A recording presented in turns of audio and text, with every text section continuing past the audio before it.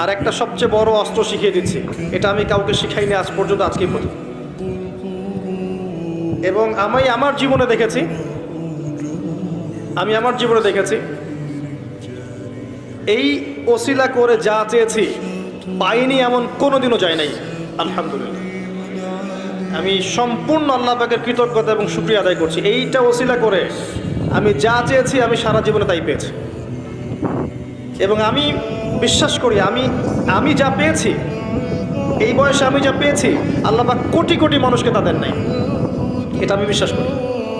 আমি কি শিখাই দেবো সেটা? আপনি আল্লাহ পাকের তাওহীদের ওসিলা দিয়ে দোয়া করেন।